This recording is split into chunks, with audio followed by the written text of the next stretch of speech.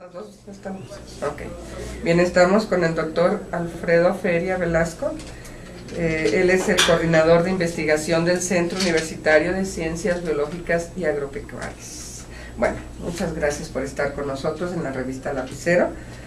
Gracias. Y bien, vamos a empezar con unas preguntas que son tan amplias y tan interesantes como la primera, que dice, desde su perspectiva científica, ¿qué le podría usted aportar al planeta en que vivimos? Bueno, pues básicamente la orientación y el apoyo a las generaciones de estudiantes, tanto de licenciatura como de posgrado, en el campo de conocimientos que yo he cultivado desde hace varios años, que es el estudio del sistema nervioso central, fundamentalmente del ser humano, pero basado en investigaciones que hemos hecho en animales de experimentación. Bien, bien doctor, todo esto que usted ha realizado con el ser humano, nos encantaría ver hacia dónde va, cuál es ese punto, cuál es ese aspecto que usted ha tomado ese microscopio y nos ha encerrado el cerebro humano y lo han ido desmenuzando y esta sustancia sirve para esto, está para el otro. ¿Hasta dónde han llegado en ese tipo de estudios?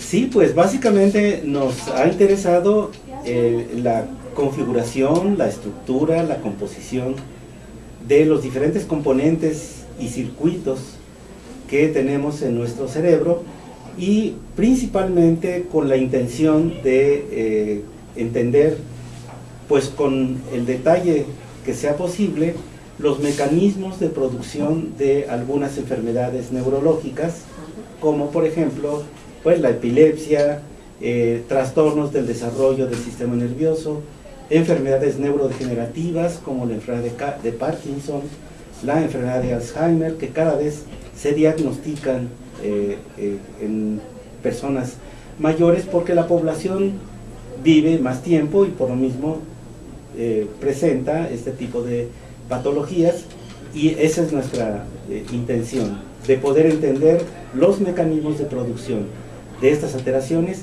con el fin de que otros grupos de trabajo y de investigación, tanto experimental como clínica, los apliquen en seres humanos. Por ejemplo, la epilepsia. ¿Hasta dónde han llegado con la epilepsia? Si son sales, porque muchas personas piensan que es droga lo que se le está administrando a los seres humanos para favorecer a que tengan una calidad de vida mejor por medio del medicamento, y le tienen un miedo espantoso a ello. Entonces, por ejemplo, vamos a pensar en la epilepsia, que es una enfermedad que ha proliferado últimamente en los seres humanos. ¿Qué se le aporta, por ejemplo, desde su especialidad? ¿Cómo llega hasta la persona este aspecto?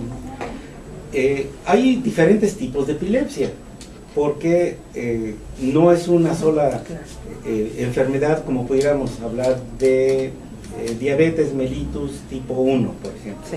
Esa es una entidad patológica, nosológica muy clara y única.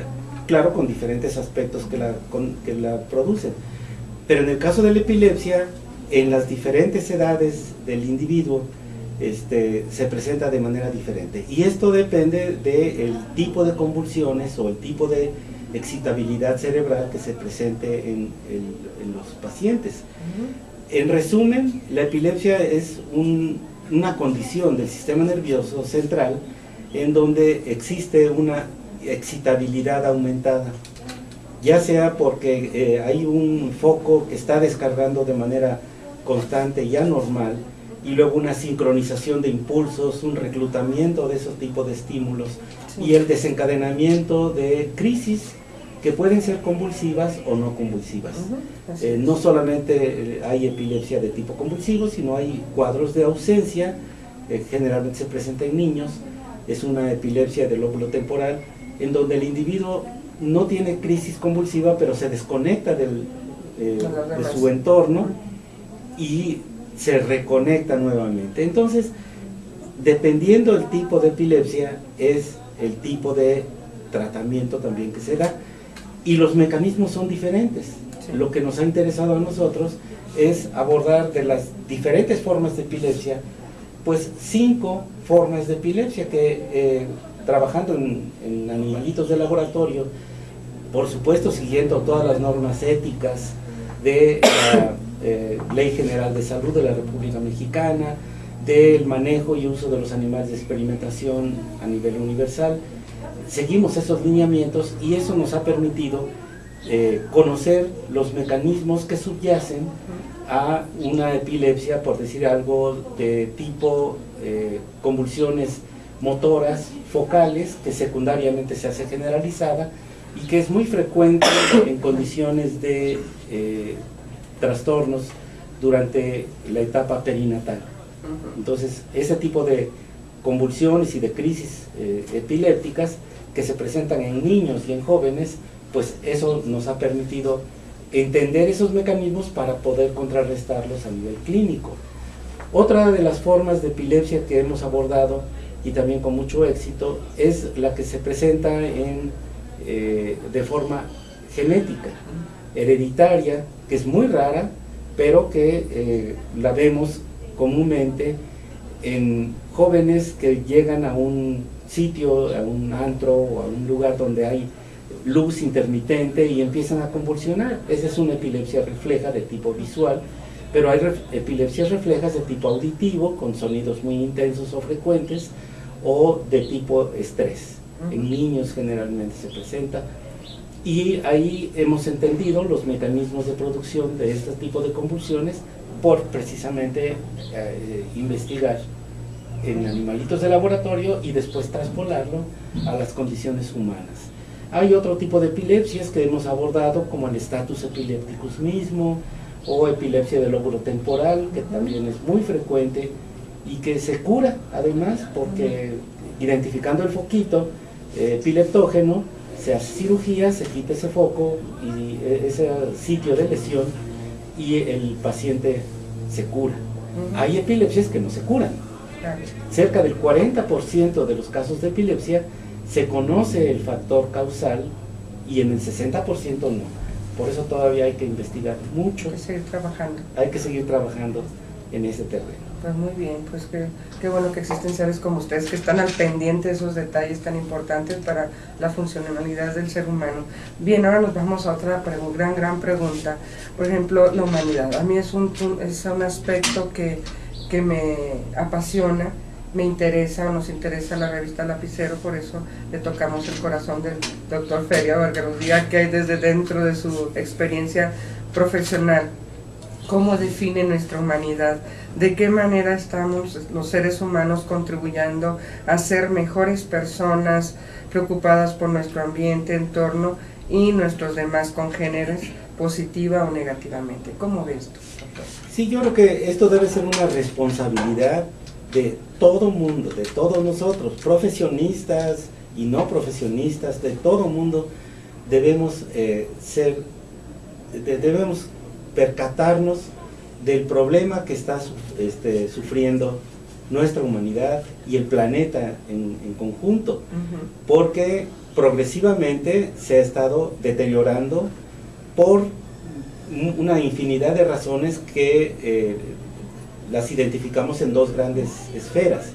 Una que es el aspecto de la ambición y la lucha por el poder, que ha determinado una contaminación extrema de nuestro entorno, pues con hidrocarburos aromáticos, con derivados de petróleo y con una serie de elementos que están contaminando nuestro planeta en todos sentidos, la atmósfera, el agua, los alimentos, el suelo, etcétera, y que uno está en constante contacto con estos elementos y que está contribuyendo a un deterioro de la humanidad en lo que se refiere a su salud, por un lado. Y por otro lado también está contribuyendo a un desequilibrio de los ecosistemas, hablando del aspecto pues de la flora, de la fauna, de la interacción entre ellos, de la interacción con los seres humanos, y todo esto se está deteriorando y está contribuyendo pues a un planeta pues cada vez más terrible. Y el otro aspecto es que el hambre, la pobreza y una serie de una distribución no igual en lo que se refiere a las riquezas de diferentes tipos, pues está llevando a lo que estamos viendo cada día de violencia, de inseguridad y de problemas que están pues causando serios deterioros en las comunidades. Nuestro planeta está cada vez peor. Y hay que hacer mucho por él, muchachos. Y quien nos esté ahorita con nosotros metiendo a la revista y escuchando esta entrevista, pues yo les hago un llamado gigantesco, que volteen y vean primero a ustedes mismos, a su familia, cómo está su entorno, su ciudad, qué podemos hacer desde nuestra perspectiva. Ustedes de su área científica, que le agradecemos en el alma todas las investigaciones que ha hecho a favor de nosotros y que siga siendo, ¿verdad? Y yo quisiera de veras así como al planeta Tierra, ¿verdad? Porque que despertemos, ¿qué podemos hacer? Yo que sí puedo hacer por el planeta, no estar dormidos y seguir atorados en pensamientos que ni siquiera son de nosotros. ¿Dónde están ustedes? Despierten, hagan algo primero por ustedes y luego por todos los demás. Y bueno, y nos vamos también a otra gran pregunta, porque cuando dije estamos atrapados, me quedé callada tantito porque hay algo que nos está atrapando día con día, que es la tecnología. Esa tecnología que es maravillosa, que nos abre puertas, nos abre mundos, nos abre espacios, pero más sin embargo nos puede atorar en muchas cosas, como me gustaría escuchar ese punto de vista del doctor, cómo ve esa tecnología, nos favorece, no nos favorece, ¿cómo estamos? ¿Cómo lo ve usted? Yo creo que en general nos favorece el emplear los desarrollos tecnológicos y sobre todo en lo referente a las comunicaciones. Ha sido muy valioso, en muy poquito tiempo se ha logrado un avance enorme en este sentido. Pero también sí me gustaría llamar la atención, y sobre todo a los jóvenes, que la utilicen de manera racional. Las redes de comunicación, como digo, son muy valiosas, pero utilizándolas, como todo, de manera racional y además responsable. Eso es mi mensaje que yo les haría a los jóvenes. Sí, ¿verdad? ¿De qué manera, verdad? Hace un momento estábamos comentando, ¿verdad? ¿Cuánto nos acerca?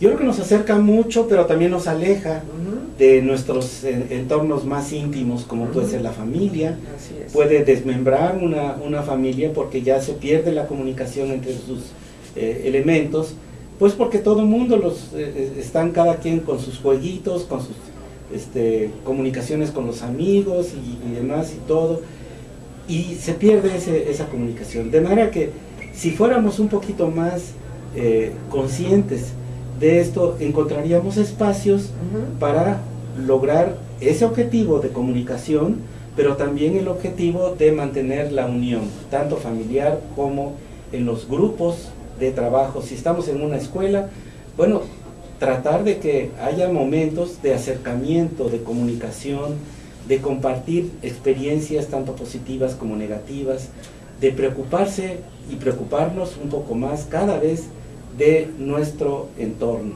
Así es. Yo les diría un juego, 1, 2, 3, escondan sus aparatos electrónicos que vamos a convivir, ¿no? Así es. O vamos a ver qué aprendimos de fuera y nos lo aportamos, pero cara a cara, frente a frente. Así como estamos ahorita con el doctor Feria, que me encanta haber estado con ustedes. Muchas increíble este espacio, yo me siento privilegiada y ustedes también de contar con él, unos minutos de su tiempo, una persona que se ha dado a la investigación y aportarnos cosas tan interesantes como es ese cerebro que día con día no se termina todavía de decirnos hacia dónde se va, qué es lo que hace, esas pulsiones, esas cuestiones bioquímicas, esos multivariables que se van entrelazando y que se están investigando. Él es un experto en esa área que se ha trabajado por años y nos ha estado aportando en salud a todos los seres humanos. Mil gracias, doctor. Pues yo quisiera mencionar el gran apoyo pues que hemos recibido como investigadores y grupos de investigación de nuestras autoridades en la Universidad de Guadalajara, que es una universidad pública, que hay que seguir apoyando a las universidades públicas de nuestro país, ya que los jóvenes pues van a tener mucha mayor oportunidad de estar en contacto con personalidades en todos los terrenos, en el terreno económico, de comunicaciones, biológico, médico, ingenierías, la arquitectura, y una universidad como esta, que es la segunda del país después de la UNAM en lo que se refiere a indicadores duros, ¿verdad? Como es el desarrollo científico y tecnológico y de innovación, hay que aprovecharlo. Claro. Así es, así que muchachos, toquen las puertas de las universidades y una de las mejores, la Universidad de Guadalajara. Aquí los esperamos. Hasta luego, se despide su doctora Alicia Martínez, lapicero. Hasta la próxima. Bye. Ya.